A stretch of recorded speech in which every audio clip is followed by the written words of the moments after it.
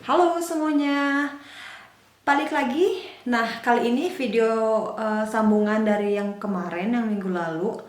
Ini cerita tentang pengalamanku tetap setelah 2 bulan gitu ya, jadi perawat di rumah sakit di Jerman. Nah, part yang sekarang itu part yang gak enak. Jadi kamu harus tonton.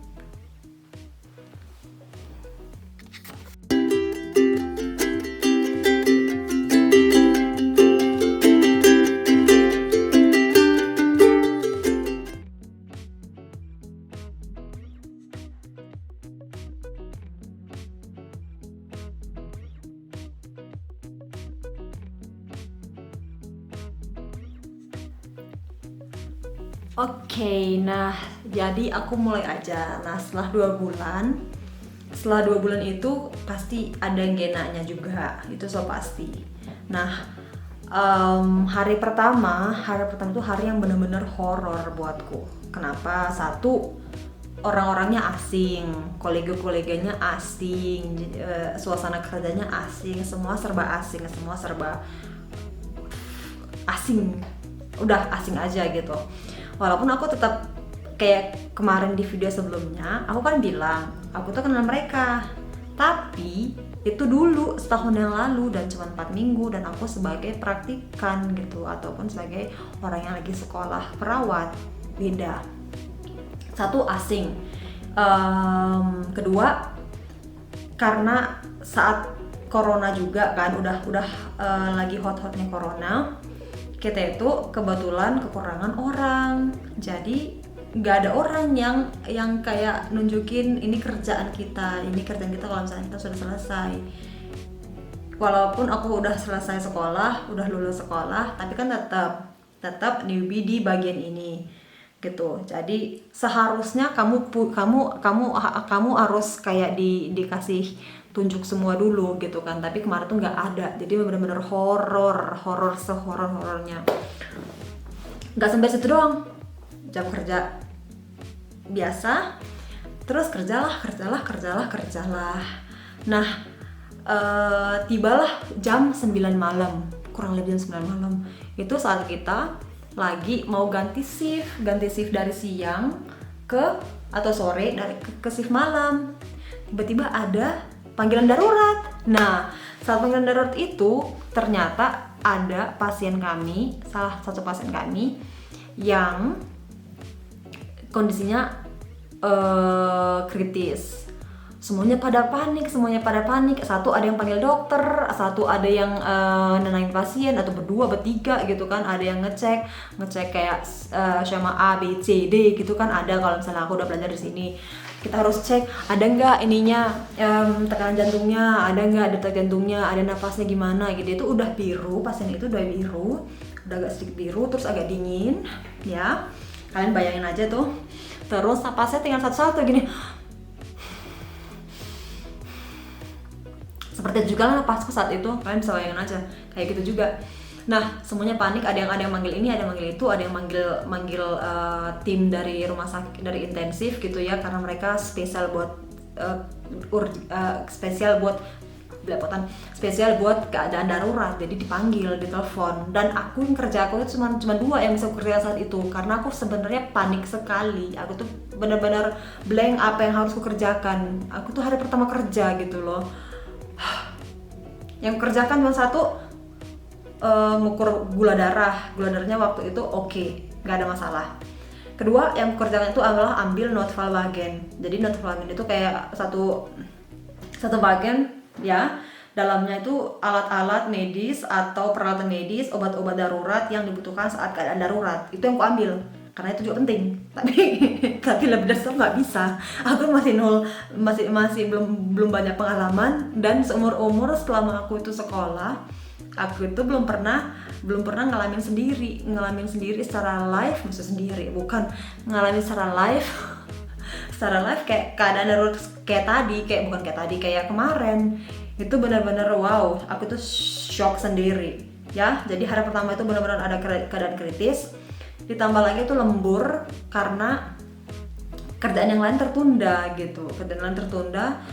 Dan kita itu saat ini sejak Oktober ada sistem baru, sistem dokumentasi yang baru, komplit baru, sama sekali rumit, aku belum pernah lihat seumur hidup.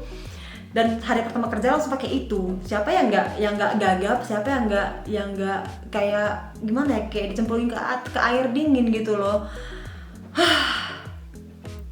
Hari pertama benar-benar horor. Itu gak enak sekali. Gak enak sekali. Semoga nggak kejadian ke kalian. Nah, gak enaknya juga yang kedua, tema corona. Ya, tema corona.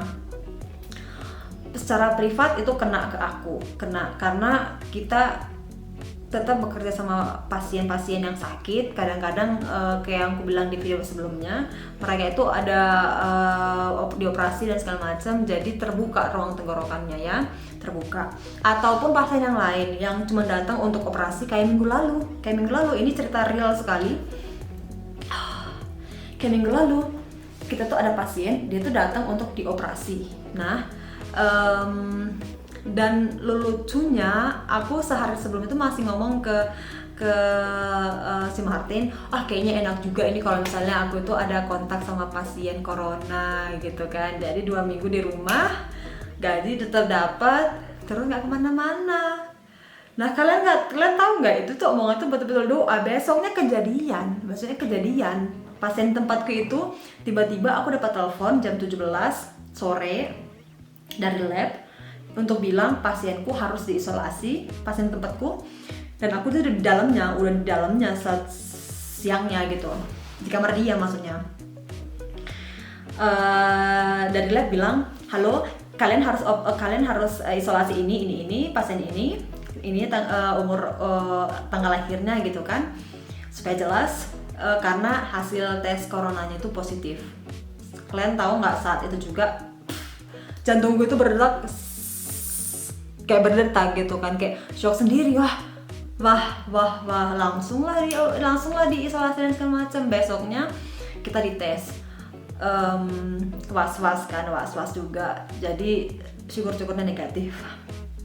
Jadi nggak enak sekali, ini nggak enaknya juga, karena dulu waktu aku masih sekolah, kadang-kadang kita tuh dilindungin, kita tuh nggak boleh masuk ke kamar pasien yang diduga corona ataupun memang udah positif corona, kita tuh nggak boleh masuk. Dilarang masuk kalau memang nggak ada pilihan lain. Nah, sekarang kamu nggak bisa bilang dong, no, aku tuh nggak mau, nggak siap dan segala macam, nggak bisa, mau nggak mau. Jadi nggak enaknya itu, kita tuh nggak pernah tahu kontak dengan siapa. Kamu ada corona apa enggak, dia ada corona apa enggak, kita nggak pernah tahu, ya kan? Dan kayak yang aku bilang tadi, ngena ke kehidupan pribadi, karena aku tuh mau ketemu sama saudara, ketemu sama teman-teman, itu nggak bisa, karena aku tuh mikir, siapa tahu aku tuh ada corona, aku tuh udah kayak dapat corona atau kena corona dari rumah sakit. Jadi aku mikir 10 kali untuk ketemu contohnya sama temanku yang nggak bekerja di bidang kesehatan. Belum juga sih dibilang, pokoknya nggak ketemu sama temanku. Ataupun kayak ketemu sama keluarganya si Martin contohnya ya, orang tuanya ataupun keponakannya yang masih baby. Jadi aku tuh mikir 10 kali untuk ketemu mereka. Kalau udah benar-benar 1000% yakin ketemu gitu kan, tapi itu jarang sekali. Jadi tuh ke pribadi ngena juga. Nah, setelah selesai sekolah, aku pun kadang-kadang, karena sekarang masa corona, kita itu harus nanganin pasien dari tempat lain karena mereka tutup. Jadi semuanya pasien itu kadang-kadang dibawa ke kita. Jadi sebesok kita nggak tahu pas tempat kerjamu itu penuh, maksudnya pasien itu penuh, dan contohnya ada yang sakit, teman kerjamu, ataupun ada yang memang regular cuti, ataupun ada yang dipindahkan ke ruang intensif, ke stasiun intensif karena mereka itu butuh orang gitu kan. Jadi memang benar-benar saat ini pasien penuh, kerjaan banyak. Kadang-kadang kayak bukan sebulan pertama, ada yang 2 bulan pertama aku tuh hampir setiap hari itu lembur, dan hampir setiap hari pulang kerja tuh benar-benar capek. capek badan, capek pikiran, capek semuanya. Dan kadang-kadang aku sampai kayak mau nyerah, sampai mau nangis, nggak tahu kenapa, karena udah terlalu capek. Waktu sebulan pertama itu benar-benar terlalu capek, dan itu nggak enak juga. Kita tuh harus lembur karena nggak ada pilihan lain, itu harus lembur sekarang. Kalau dulu masih pelajar, masih anak praktikum, itu jarang, seringan pulang cepet malah, ya kan. bukan kayak sekarang pulangnya kadang-kadang setengah jam, sejam, 2 jam lebih lama. Jadi itu nggak enak juga. Nah, nggak enak yang ke berikutnya, aku itu kadang-kadang nggak bisa, bukan nggak bisa sih, kadang-kadang aku kayaknya alergi sama desinfektan yang di rumah sakit tempatku sekarang. Aku tuh kadang-kadang kayak begini, kulitku jadi kering pecah, akhirnya kulitnya terbuka. Dan kalau di rumah sakit itu sakit kalau misalnya kita harus pakai selalu desinfektan tangan, itu kan gak enak juga ya. Dulu masih boleh manja-manja ya, sekarang nggak bisa, jadi itu gak enak juga. Sekarang lagi inilah cari solusi supaya dapat desinfektan yang lain yang bisa aku pakai gitu. Nah, gak enaknya yang berikutnya, masih ada juga yang enaknya. Kalau di rumah sakit sekarang kan kita tuh diwajibkan pakai masker medis gitu kan. Setelah kamu masuk rumah sakit kamu harus pakai. Kalau di Jerman itu di ruangan umum, tempat umum, kamu juga harus pakai masker medis ataupun masker yang dibuat sendiri, dijahit sendiri, terserah, atau masker kain. Nah, ini sekaligus ini sih unek-unek juga, bukan unek-unek, pesan juga buat kalian yang pakai masker, pakailah masker dengan benar.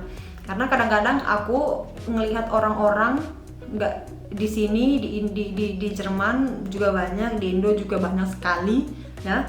Kita tuh pakai masker salah, pakai masker banyak yang begini, coba begini, apa yang mau kau tutup? Yang itu nggak ditutup, itu hidungnya gitu.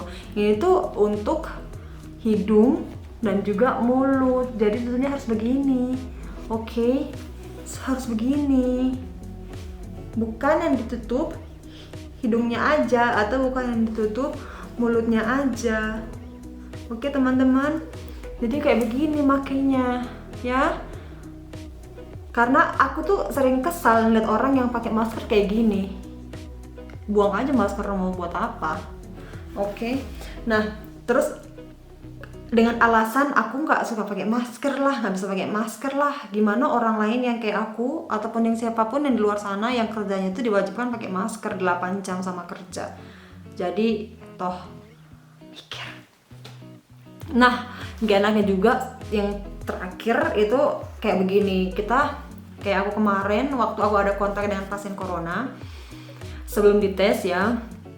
Jadi setelah aku tahu kalau misalnya dia positif kayak minggu lalu, aku langsung ambil kayak masker yang memang dibutuhkan, diwajibkan kalau misalnya kita tuh merawat pasien corona yang positif ataupun kontak positif ataupun. Jadi kita harus sekarang, karena kalau misalnya kamu pakai yang ini kan, kamu itu kan kayak melindungi orang lain gitu. Nah kalau pakai ini kamu tuh melindungi dirimu sendiri gitu, karena dia nggak tembus gitu. Jadi aku pakai ini ataupun FPP2 ataupun yang ini N95. Aku pakai ini selama kurang lebih 4 jam, sisa jam kerjaku pakai ini, karena aku nggak mau seandainya apesnya aku kena corona ataupun dari kena kontak pasien yang tadi kena corona, aku tuh nggak mau nyebarin ke pasien yang lain, karena kan aku lanjut kerja gitu. Jadi aku pakai ini kayak begini. Bayangin aja selama 4 jam itu tuh sakit sekali di belakang kuping. Kalau ini masih lumayan oke, cuman kita itu kayak kekurangan nafas. Kalau misalnya pakai FPP2 di belakang telinga itu sakit sekali, kadang-kadang bisa sampai merah, bisa sampai luka ya. Terus kalau emang si ini susah bernafas, karena kan yang kamu hirup lagi apa yang udah kamu keluarkan, jadi CO2 gitu loh yang dihirup lagi. Jadi kadang-kadang itu susah bernafas, Itu juga nggak enaknya ya, nggak enaknya.